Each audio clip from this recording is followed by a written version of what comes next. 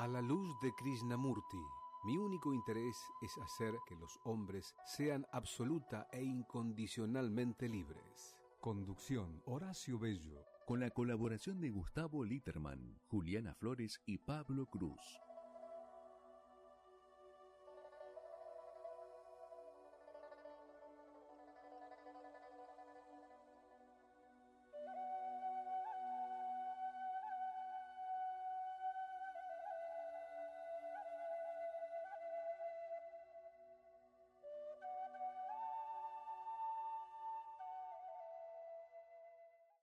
¿Qué tal, amigos, amigas de A la Luz de Krishnamurti?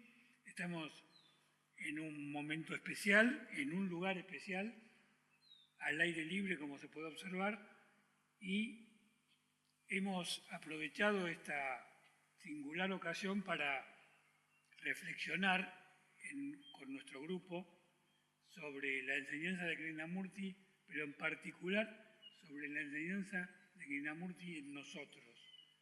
La historia personal de cada uno respecto a la relación con Krishnamurti y en qué forma, de qué manera ha influido en nuestra vida concreta. Ustedes saben que siempre sostenemos que la enseñanza tiene que tener una aplicación práctica, que tiene que tener un vínculo con la realidad, que queremos desprenderlo de un planteo meramente teórico y llevarlo a la vida real de cada uno de nosotros, porque el cambio tiene que ser concreto en el medio social y en nuestra intimidad incluso.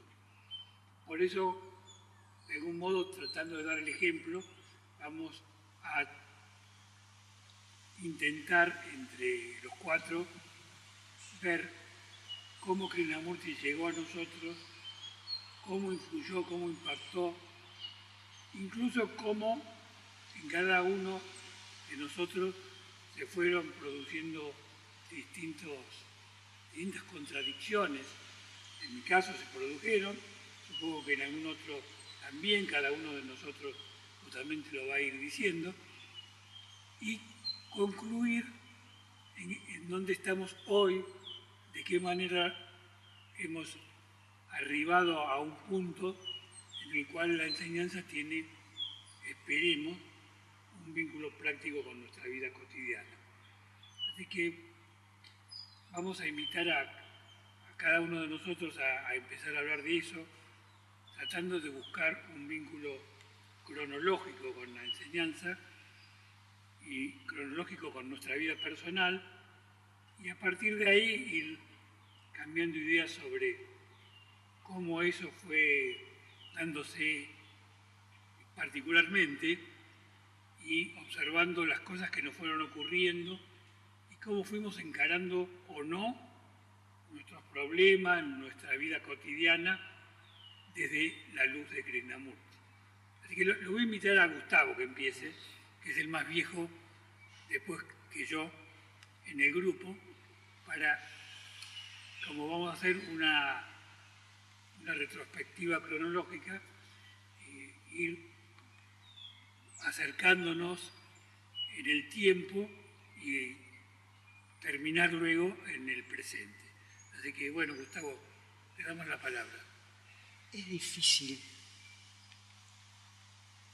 evaluarlo porque realmente la enseñanza tendría que ser un cambio abrupto en el instante. Y sin embargo nosotros estamos hablando de tiempo, ¿no? Porque tendrías un potencial. Entonces, ahora habría que ver si en realidad ocurre así, o ocurrió así en nosotros, o es algo teórico. Y ahí vendría un poco el debate, ¿no? A ver, en realidad la esencia de Krishnamurti es una enseñanza no dual. Tendría que arrasar con todo de movida.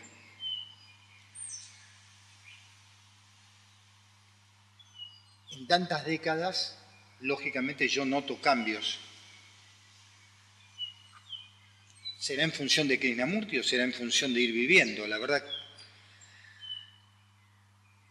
desde un lado, cada día me siento más cerca y cada día me siento más lejos. Es algo ambivalente, ¿no? Porque cortar con el tiempo es difícil. Pero, por ejemplo, algo que ayer estaba reflexionando es lo siguiente. Nosotros nos manejamos nuestro pensamiento en pasado, presente y futuro. Podríamos decir que es un método, una metodología de ver la vida. Y Krishnamurti te dice ir avanzando de hecho en hecho, de instante en instante. Y eso también termina siendo otro método. Ahora, cuando Krishnamurti dice la verdad es una tierra sin camino, nos está haciendo tabla rasa con todo, y ahí la pregunta es, ¿qué queda de humanidad en nosotros? Es una pregunta que no me puedo responder todavía, y se la hice en el fin de semana a varias personas y me dice, bueno, pero la estamos pensando desde una mente dual. Pero... A ver, ¿por qué haces esa pregunta? No veo, por lo menos en mi caso no veo con claridad por qué necesariamente tenga que ver con la deshumanización, lo que vos decís. No, la deshumanización como la vemos ahora, ¿por qué? ¿Cómo surge una emoción? Por ejemplo, ¿cómo uno quiere a una mascota? Hay una vivencia que uno va teniendo junto a la mascota, junto con su hogar, junto... Sin duda. Y eso está en el tiempo. Sí. Entonces, si uno arrasa con el tiempo, no lo tengo claro, digo, ¿dónde queda nuestra parte humana? Quizás lo que se busque justamente es que esta forma de ver la vida cambie radicalmente, porque él, Krishnamurti, lo hablaba, un cambio radical de la mente. Ahora, ¿es sostenible? Bueno, vos estás empezando un poco por el final, ¿no? No, la pregunta tenía, hablando de la cronología. No, la cronología, qué sé yo, estando siendo teósofo a los 20 años, me encuentro con un libro de Krishnamurti y la teosofía te habla de cadenas, rondas, ciclos. Y de repente Krishnamurti te habla de lo que uno está viviendo. Y bueno, y ahí de repente mi teosofía quedó como el noviazgo el primer noviazgo que uno tuvo. Pero la realidad es que lo que me pegó fue lo otro, es decir, porque iba de lleno a lo que uno estaba viviendo, los procesos. ¿Qué sería lo otro? Lo otro. Sí, no. Lo otro. El tema es que uno puede irse, digamos, en ciertos divagues de que estamos en la quinta ronda de la raza de raíz, esto y lo otro, y es como que no me aporta en mi vida diaria. ¿No? Es decir, los lemurianos, los atlantes, la próxima raza, está todo bien. Pero sigo siendo el mismo. Claro, con toda mi problemática. Claro. Y desde algún lugar, Krishnamurti, en esas charlas públicas, que como yo siempre digo, es para lo público, señala mucho de lo psicológico. El Krishnamurti más profundo, el investigador del movimiento de la psique, es otro, ¿no? Claro, vos estás trayendo a la mesa un tema básico que es el vínculo práctico que tiene la enseñanza con nuestra vida. Y justamente a mí se me ocurrió hablar de nuestra vida personal no como un magazine de chisme, sino cómo secuencialmente va influyendo o no en la vida, porque de algún modo quizás tenga respuesta en la cronología de nuestra existencia. Es decir, si todo es atemporal, nosotros teóricamente tendríamos que haber cambiado en un momento y habernos encontrado estáticamente fijos en una situación inmodificable, cosa que no es así. Eso es un hecho, como diría Krishnamurti. Entonces ahí hay quizás una contradicción o una confusión de nuestra parte en lo que es la comprensión de la enseñanza. Y un poco el debate me parece que tiene que ver con eso. Pero no me quería salir del hilo de la historia personal, así que le voy a decir a Pablo que haga su introducción también y luego quizás vayamos matizando y mezclando todas estas cuestiones que son tan interesantes, ¿no? A mí me parece que todos estamos hablando de lo mismo desde distinto ángulo o desde distinto punto de partida, ¿no? Yo particularmente coincido con vos, Gus, en el sentido de que ¿a qué tiempo se refiere Krishnamurti si nosotros seguimos viviendo dentro de una secuencia temporal? Nosotros vivimos de instante en instante o de conflicto en conflicto si estamos dentro de la dimensión psicológica con los desbarajustes que tiene y que sabemos que tiene.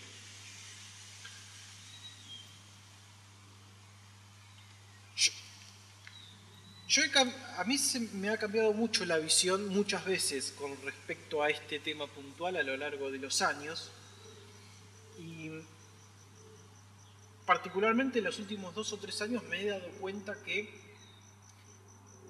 es más difícil de lo que parece o más lejano de lo que parece o más desconectado de lo que parece el pensar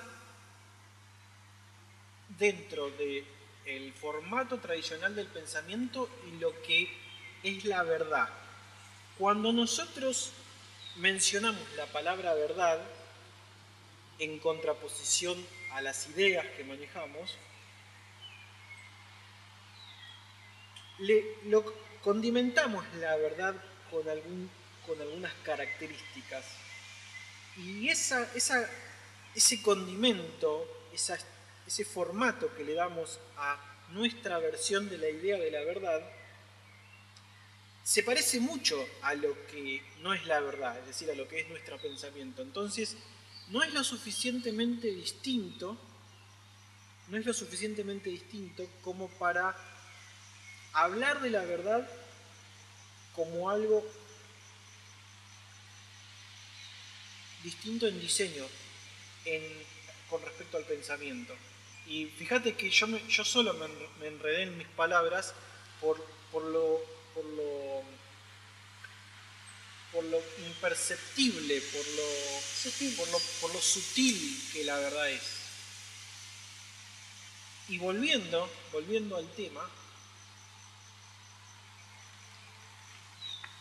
yo creo que cuando intentamos hablar de lo que no es la verdad, tenemos que estar muy atentos a que en paralelo no estemos generando una idea de la verdad opuesta a eso que consideramos que no es la verdad. Si yo digo que mis ideas no son la verdad, no quiere decir que lo opuesto a esas ideas sean la verdad. ¿Sí? No es que la verdad va por otro canal, pero dentro de la misma dimensión psicológica, sino que todo lo que nosotros pensamos, todo lo que nosotros ideamos, estructuramos, las imágenes que vamos creando, están todas filtradas y tintadas por lo mismo, por nuestras sensaciones, por nuestras emociones, por nuestro pasado, por nuestra memoria, por cómo nos sentimos en ese momento y cómo vemos la realidad de acuerdo a cómo nos sentimos en ese momento. Y eso es una especie de análisis que se hace sobre lo que va pasando. Ahora, la verdad, al carecer de análisis, no puede entrar en ninguna de esos parámetros que el análisis sí entra. Por eso, cuando hablamos del tiempo, tenemos que estar atentos a que ese tiempo ese no tiempo al cual mencionamos recién, no es la contra del tiempo en el que estamos viviendo. Y por otro lado tenemos el tiempo biológico, el tiempo celular, el tiempo de los acontecimientos en donde yo necesito tiempo para moverme desde acá hasta allá y voy a caminar y eso va a tomar un tiempo. Una cosa es eso y otra cosa, desde mi perspectiva, es el tiempo psicológico al que se refiere Krishnamurti, porque cuando nosotros pensamos en términos de tiempo psicológico, ese tiempo no es un tiempo objetivo, es un tiempo que está atravesado por cómo nosotros vivimos nuestras vivencias. Por eso, de acuerdo a cómo nos sentimos, a cómo nos atraviesan las emociones o los sentimientos en ese momento, podemos vivir algo con más o con menos intensidad, podemos creer que algo dura más o dura menos, podemos sentir que dura más o que dura menos, que es un tiempo que es extremadamente subjetivo y que no tiene una contraparte en el tiempo de la vida física. Entonces, yo creo que la dificultad radica ahí, en cómo hacemos para hablar de tiempo, de un tiempo que es psicológico, que no es el tiempo biológico, y que a su vez tampoco es el no tiempo. Quizás porque no tenemos que hablar de lo que no se puede hablar. Bueno. Como diría Wittgenstein. Claro. El problema nuestro es que queremos llevar a un terreno lingüístico lo que no se puede.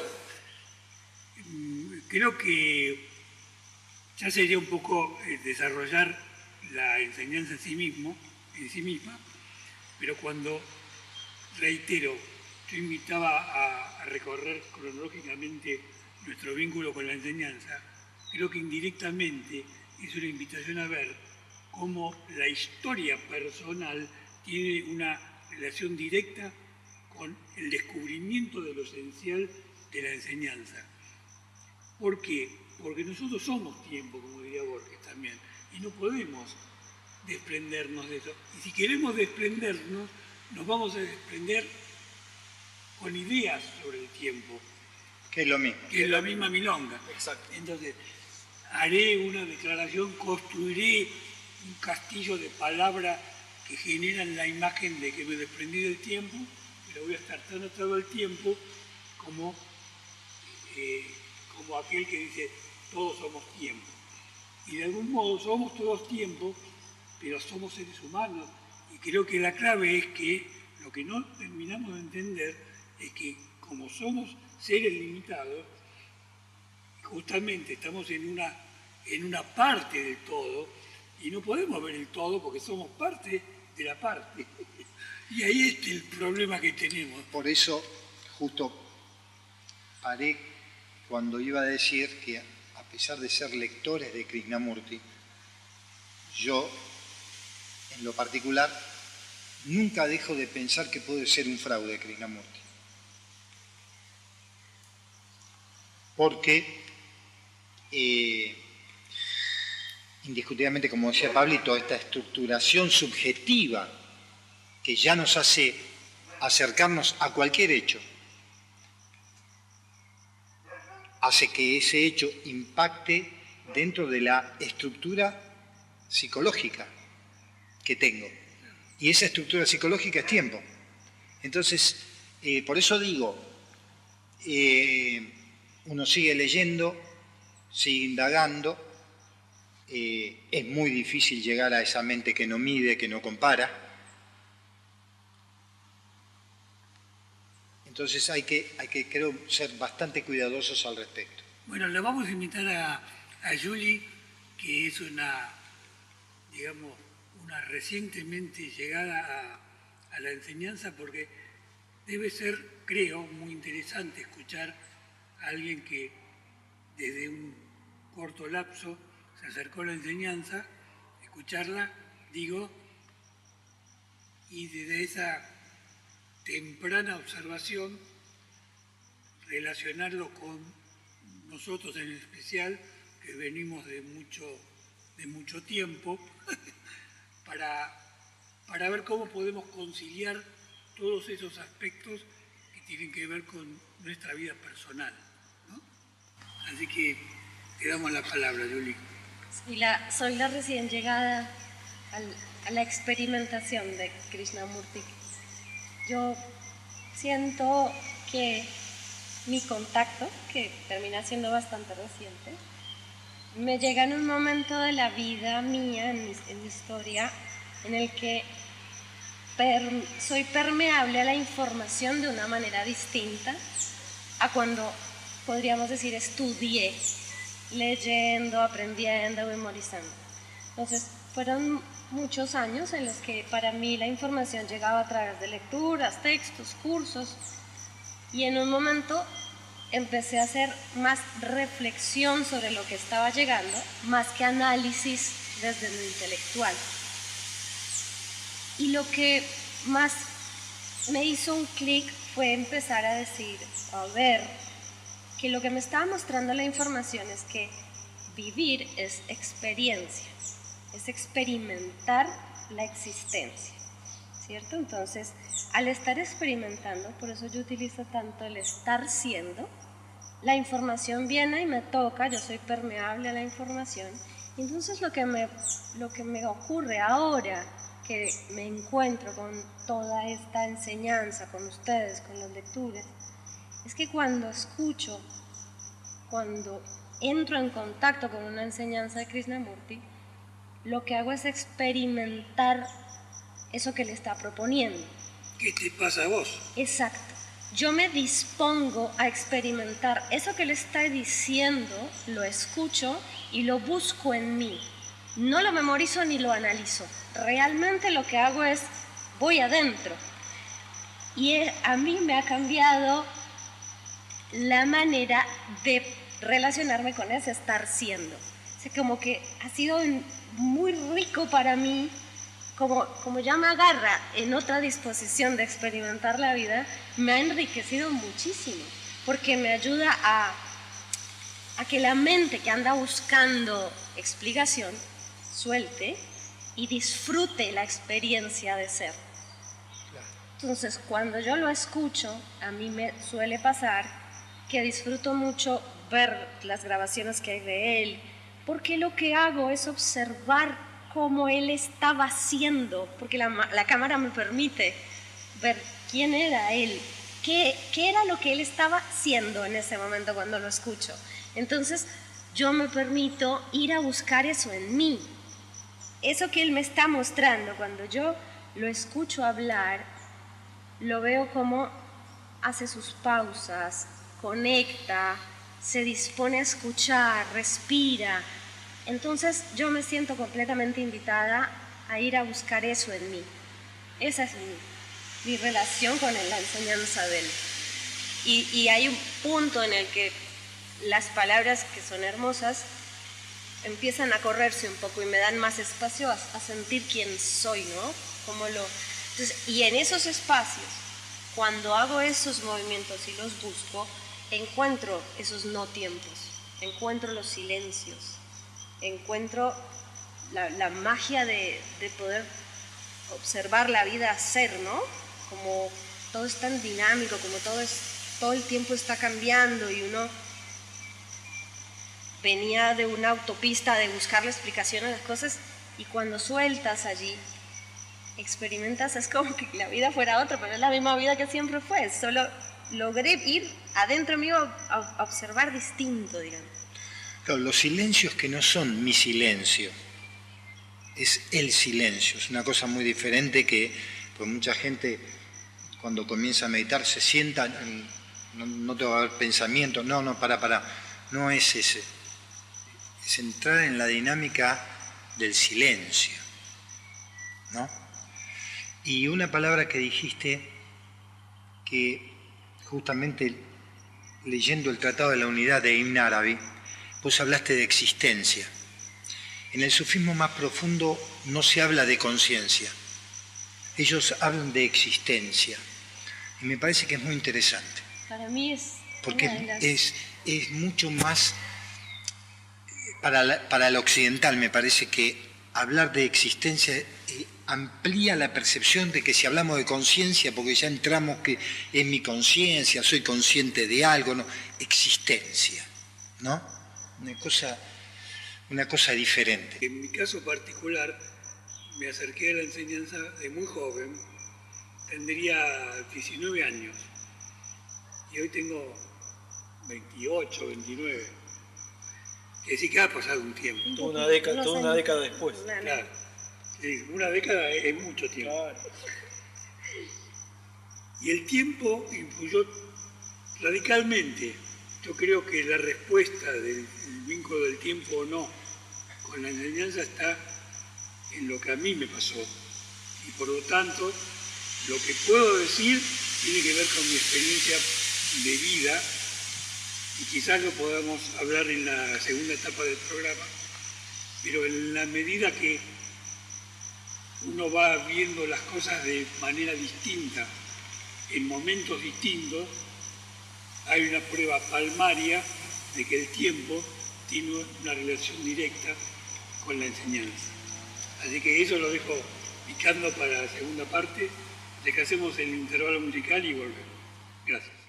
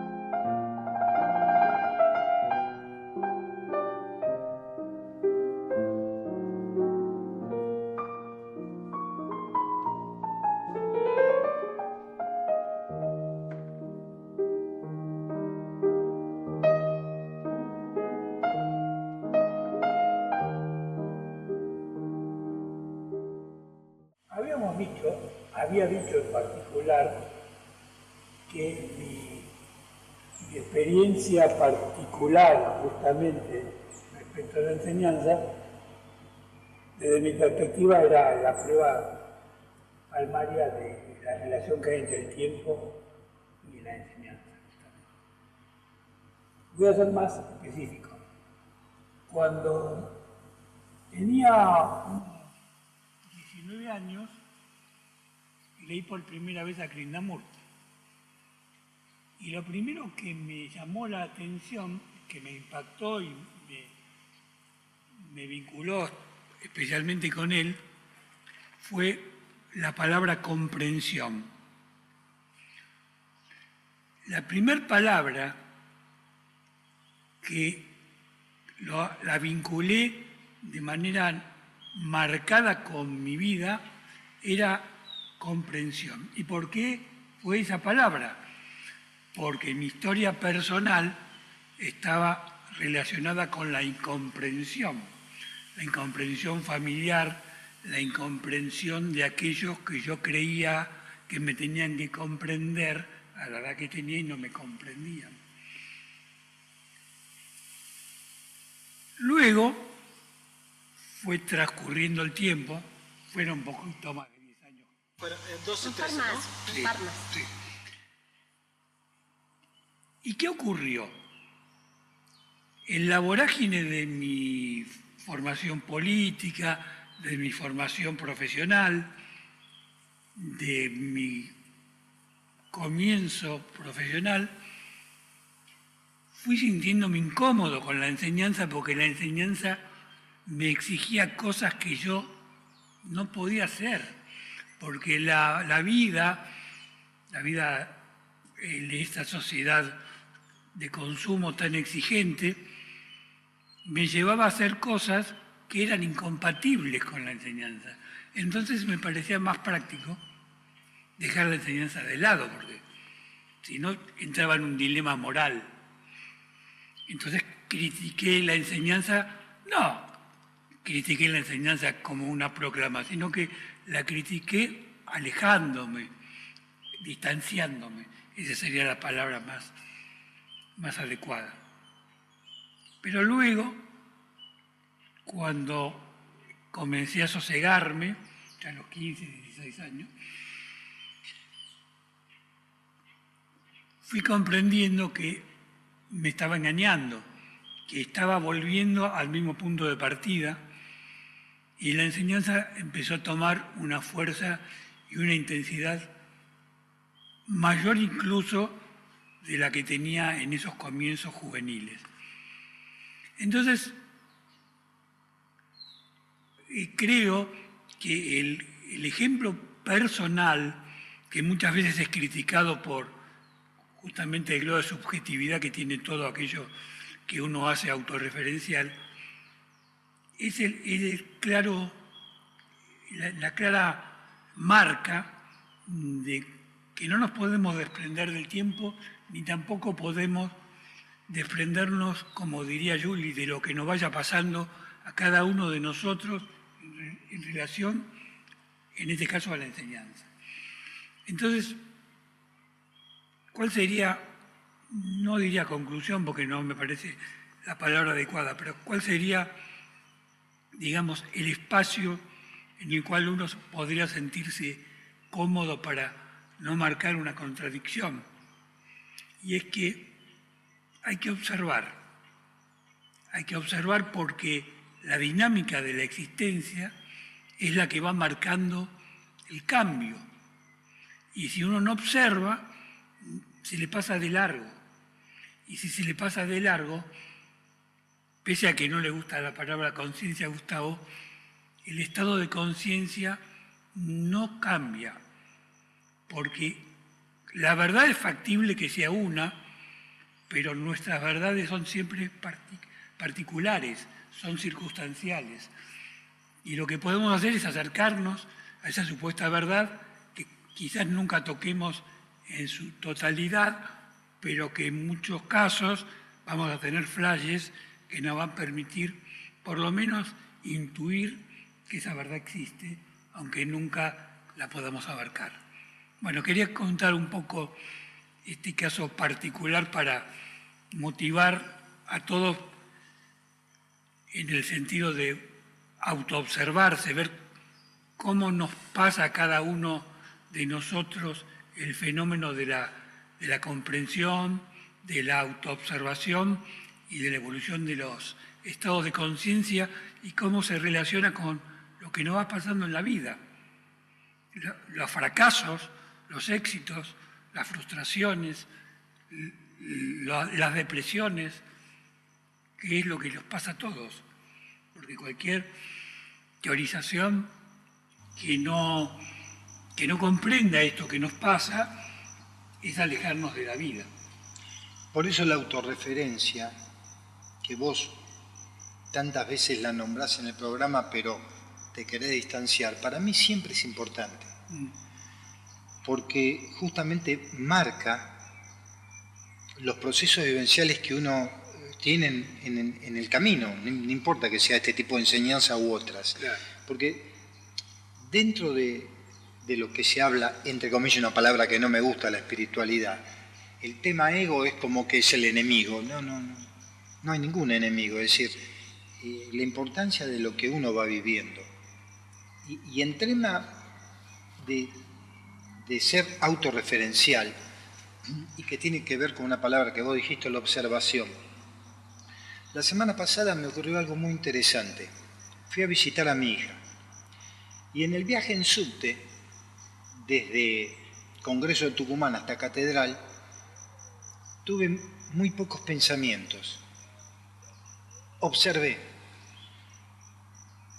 Y ayer estaba caminando por la calle y de repente me di cuenta que podía describir perfectamente a las personas que había observado.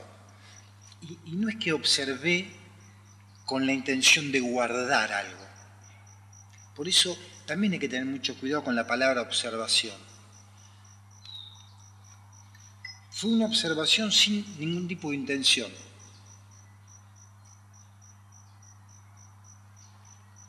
Y ayer me quedó, fue impactante cuando caminando por la calle veo una persona parecida, digo, qué parecida a la persona que vi en el subte, pero me apareció esa persona en el subte con su pullover, con su paraguas.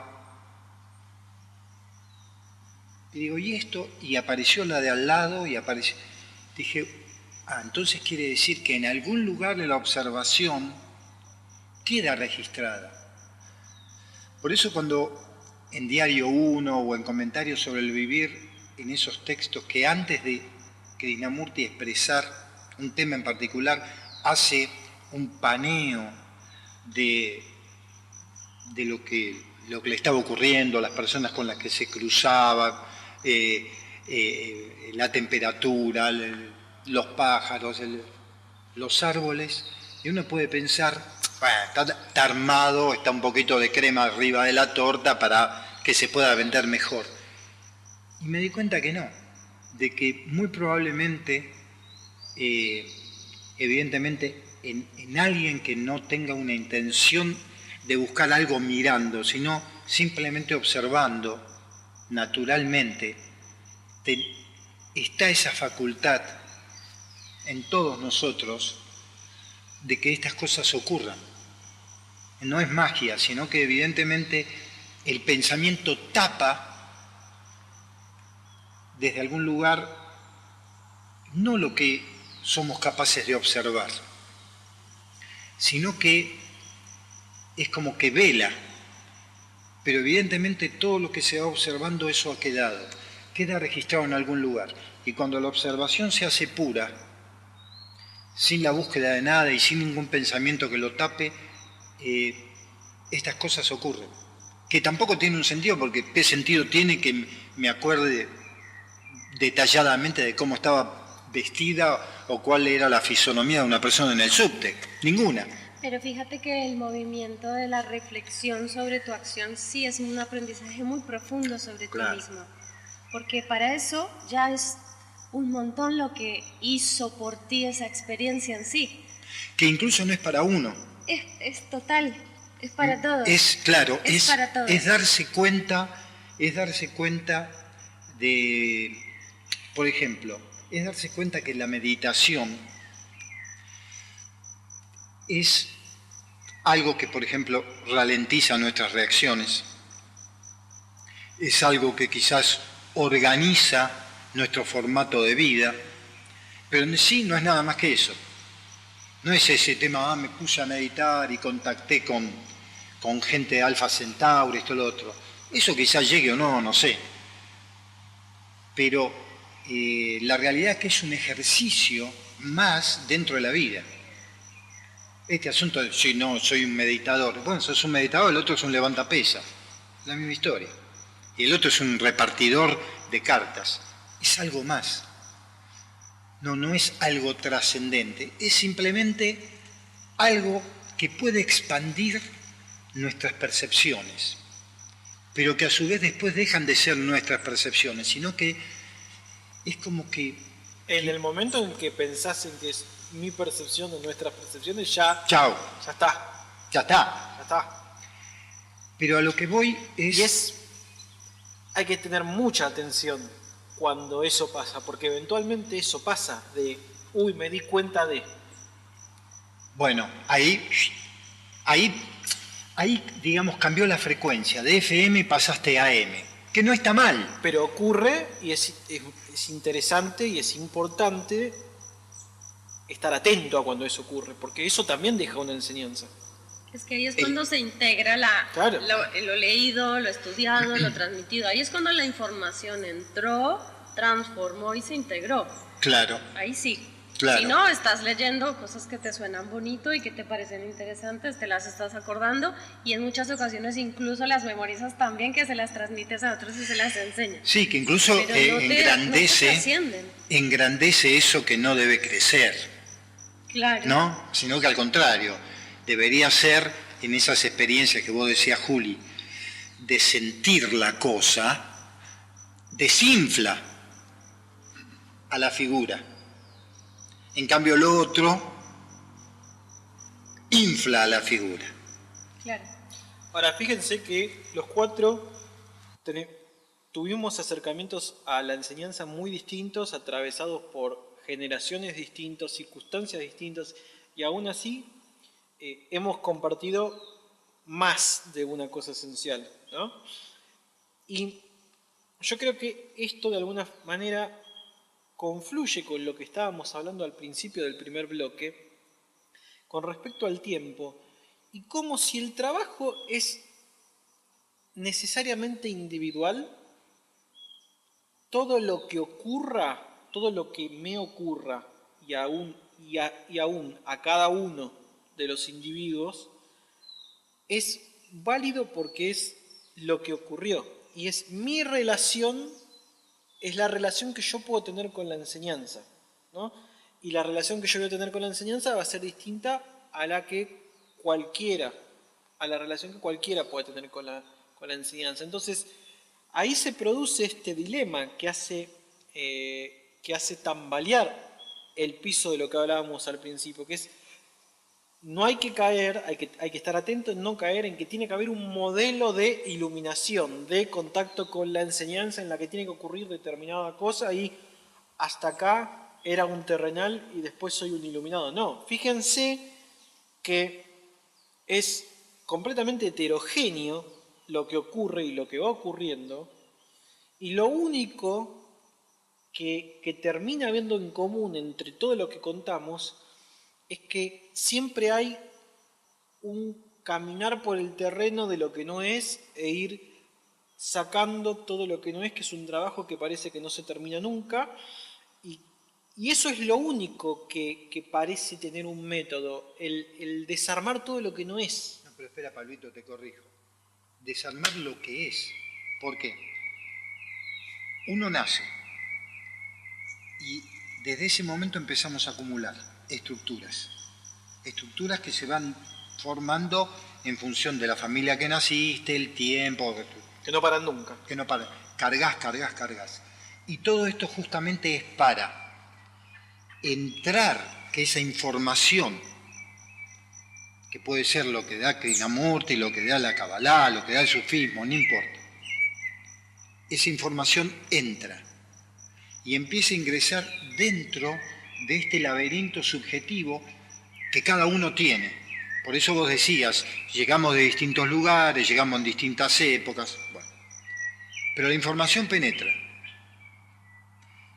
y va empezando a ordenar y a clarificar todo ese entramado psicológico que cada uno tiene.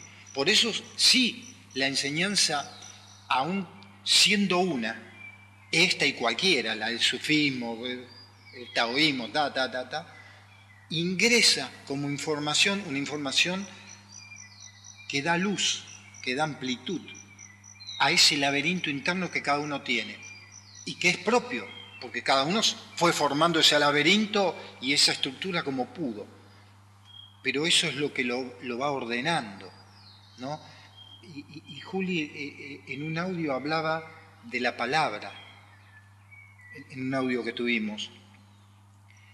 Y claro, cuando esa información ingresa,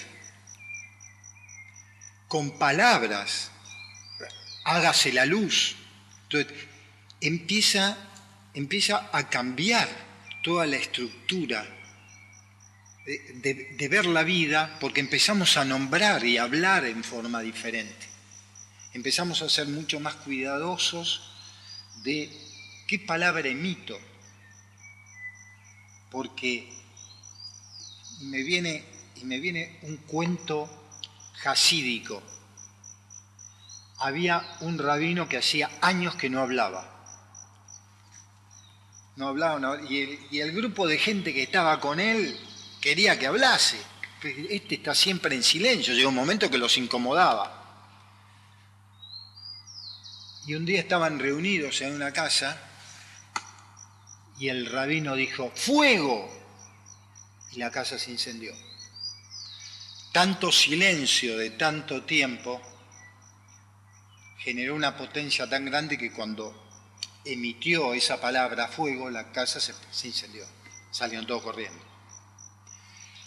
¿A qué voy con esto, no? El poder que tiene la información que ingresa, la información que ordena, el desbarajuste que tenemos, y que es natural, porque nos formamos dentro de todas las contradicciones, dentro de todos los silencios, mentiras, imperantes en cada hogar, porque cada familia tiene sus secretos, tiene su forma de ver la vida, tiene sus arquetipos operando ahí, y que uno los asimiló, porque cuando vos estás en la silla comiendo el biberón, estás asimilando que tus padres están discutiendo, y no entenderás lo que dicen, pero la energía la sentís, y la sentís mejor que ninguno.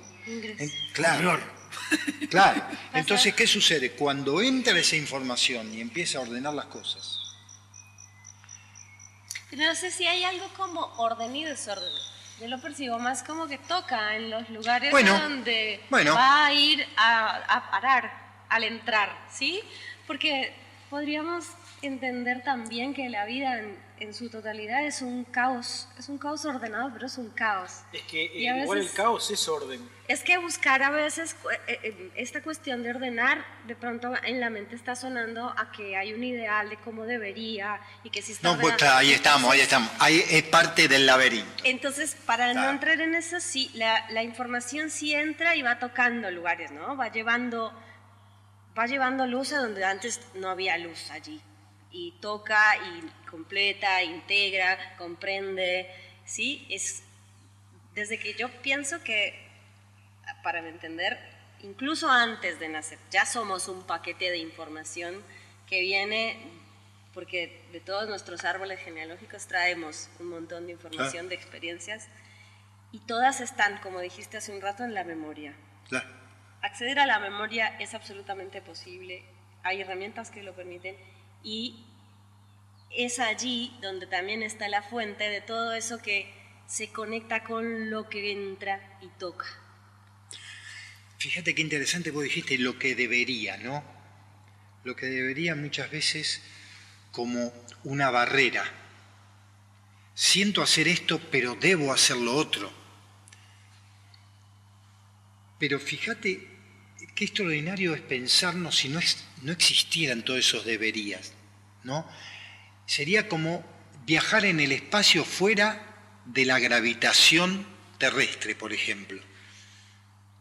Y ahí estaba la pregunta del principio, ¿no?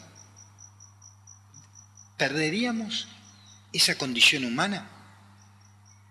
Si no existieran todos estos topes, estos deberían, estas cosas que tenemos que experimentar, estas historias que traemos con nosotros, que incluso están en el inconsciente, porque no las vemos y están operando. El desafío de ver. Es una belleza. Porque la vida es un desafío de ver. Es una belleza, es algo... Es decir, si no tendrías el desafío, es decir, si estaríamos todos superados y todos veríamos con claridad todo, no habría desafíos en la vida. Si nuestra vida sería absurdamente chata, porque no habría nada que intentar. Bueno, fíjate que hay, quizás nos vamos del tema, ¿no? Pero hay líneas de ocultismo que dicen, pará, la serpiente cuando dice, che, coman de esta manzana, no está mal tampoco lo que hace. Ahí adentro ustedes dos, ¿qué van a hacer? Se van a aburrir en el paraíso. Todos queremos un poquito de paraíso mientras vivimos acá. Vos no querés tener líos, no querés tener problemas del pago de impuestos, pero la realidad es que eso es el motor, es la sal en la vida también, ¿no? Que y vos fíjate moviliza. Que él hablaba del caos. El caos justamente se basa en el desafío a partir del desorden. Si no existiese el desorden que mueve todo, no se generaría un nuevo orden paradigmático. Y la vida es eso. Lo que pasa es que a veces nos apabulla. Sí, bueno, nadie quiere vivir en caos, claro. Pero la realidad es que es esa fuerza que frena ese supuesto movimiento expansivo que desde algún lugar sería expansivo sin fricción. Exacto, sin fricción. Y la fricción es como necesaria. Parecería que sí, ¿no? Por lo menos acá, por lo menos acá. Por ahora, hasta donde vamos experimentándolo, viene siendo necesario. Como por ejemplo la luz, que ya no tenemos casi. Que nos está queriendo. Que nos va abandonando. Esperemos que podamos igualmente completar el programa con una luz adecuada. Nos dirán los jefes técnicos si está todo bien. Está bien, así que vamos a hacer 5 minutos más respecto a este tema. Fuimos calentando los motores, ¿no? Fuimos entrando justamente en aquello que es quizá lo esencial, que es la paradoja entre nuestra limitación humana y lo absoluto. La característica de la vida humana, que es el desafío permanente. Queremos que nadie nos moleste, queremos comodidad, queremos tranquilidad, pero cuando tenemos tranquilidad nos empezamos a angustiar porque necesitamos el desafío también, ¿no? Porque eso es lo que nos pasa.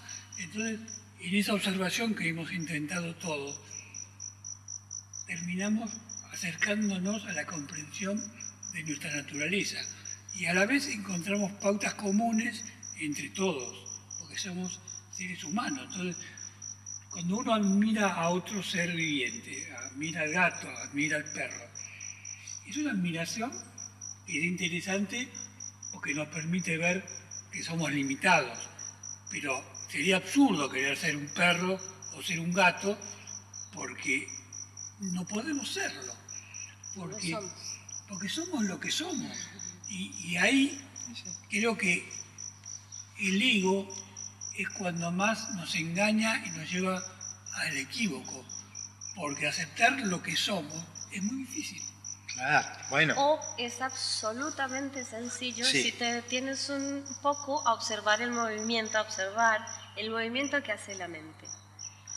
Porque te propone yo quisiera estar tranquila, yo quisiera no tener deudas, yo quisiera, y es el debería, el quisiera, el tendría, que está esa mente disociada mirando hacia otro lugar, hacia un deseo. Y cuando logro observar eso y decir, pero esto es un movimiento de la mente, es un funcionamiento. ¿Por qué estoy añorando otra cosa? Si hay algo que ya debe estar pasando y lo estoy dejando de lado, no lo estoy experimentando porque estoy mirando hacia otro. Claro. Entonces, si me detengo y desarmo ese mecanismo y vengo, ¿qué hay? Si dejo mirar hacia lo que quisiera que haya, ¿qué es lo que está en este momento sí ocurriendo? Y allí hay todo un paraíso de información de la que está fluyendo permanentemente. Y yo agregaría algo, un poco para ir cerrando. Lo que yo quisiera que hubiese es una fantasía, porque ese quisiera es algo que mi mente construyó y seguramente no va a tener nada que ver ni con lo que me pase ni con aquella playa a la que llegue, porque si uno observa su vida va a ver que los momentos mejores, los momentos más intensos, no fueron programados ni imaginados, ocurrieron. Claro. Espontaneidad. Entonces, es decir, yo quisiera tal cosa, es una fantasía de nuestra mente que tiene que ver con la necesidad de proyectar y de organizar el futuro. Y es lo que decía Juli, cuando dejas de proyectar y estás en lo que está ocurriendo, en esencia estás en el milagro de la vida. Claro. Estás viviendo. Estás en el eterno presente, Claro. estás en ese instante. Claro. Es absolutamente rico, estás repleto de información. Estás de existiendo. experiencia, sí. ¿No? Estás existiendo. Y se nos pasa. Se nos pasa la hora. Se nos pasa. Se nos hace. Bueno, muchas gracias.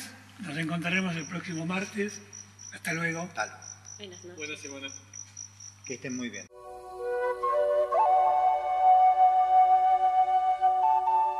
A la luz de Krishnamurti, mi único interés es hacer que los hombres sean absoluta e incondicionalmente libres. Conducción, Horacio Bello. Con la colaboración de Gustavo Litterman, Juliana Flores y Pablo Cruz.